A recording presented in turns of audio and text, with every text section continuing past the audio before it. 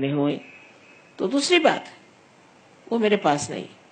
जैसे इसको मार डालो, उसको कत्ल कर दो, ये कर दो, ये तांत्रिक पना, ये मेरे पास नहीं।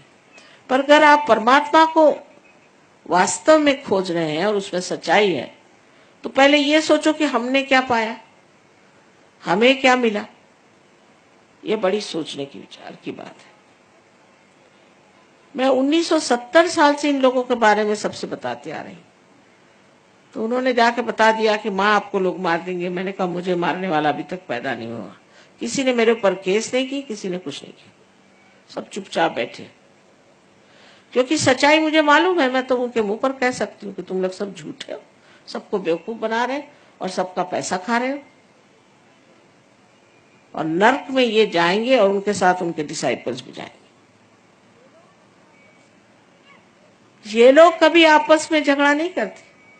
क्राइस्ट ने कहा है बहुत साफ कि सैतान will not speak against his own house.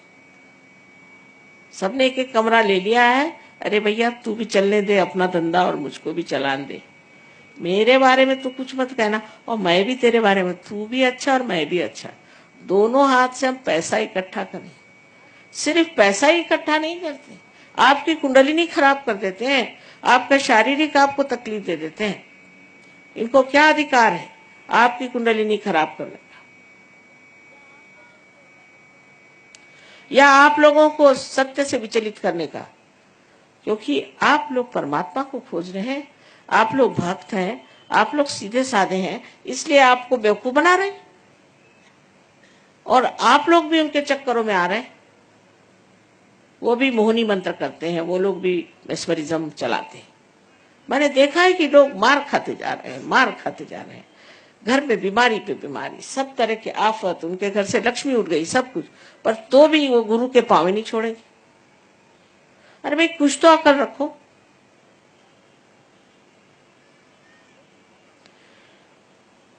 लेकिन आत्म साक्षात्कार के बाद आप समझ जाएंगे, मुझे कुछ कहना नहीं पड़ता। आप अपनी बात कहेंगे भगवान बचा। अभी आपने डॉक्टर तलवार को देखा होगा, कल ऐसे ही चक्कर में थे वो, जो भागे वहां से तो उनका सारा खानदान, उनके सारे मित्र सब भागते। बड़े बड़े नाम, बड़े बड़े उनके घर, बड़े बड़े महल, ये सब होंगे। इससे कोई भगवान मिलने वाले हैं? आप इस चीज से सतर्क हो जाए,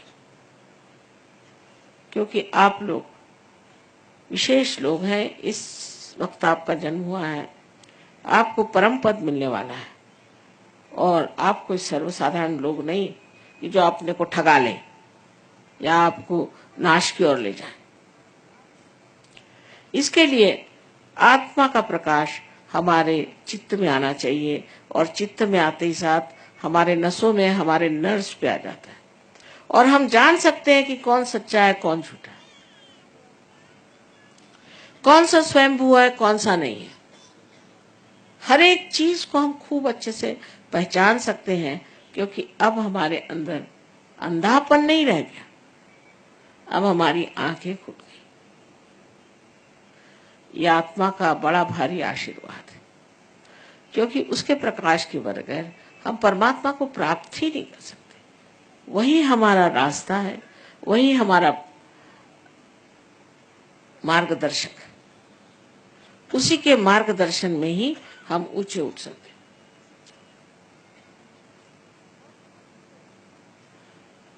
और सबसे बड़ी चीज आत्मा की जो है वो ये कि आपको वो आनंद के सागर में ढकेल लेता है। आत्मा का आनंद एक अपना विशेष है।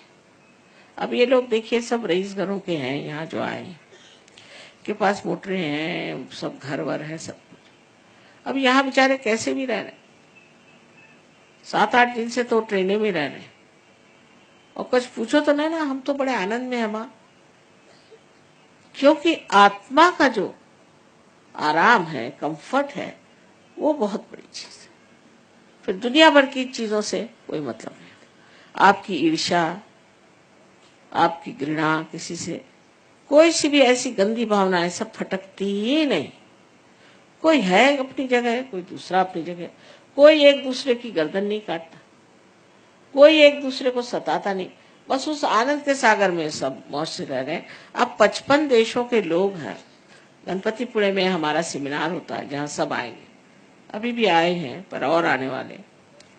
ये कभी लड़ते नहीं आपस में, कभी झगड़ते नहीं, कोई नोच खसोट नहीं, कोई कभी झूठ बोलना नहीं, कोई पैसा खाना नहीं, कुछ नहीं कुछ नहीं कुछ नहीं।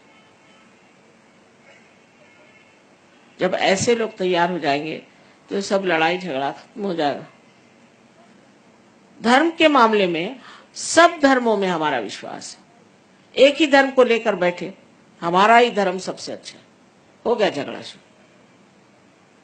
आपका धर्म अगर सबसे अच्छा है तो क्यों नहीं सारी दुनिया में आपने शांति प्रस्थापित कर दी।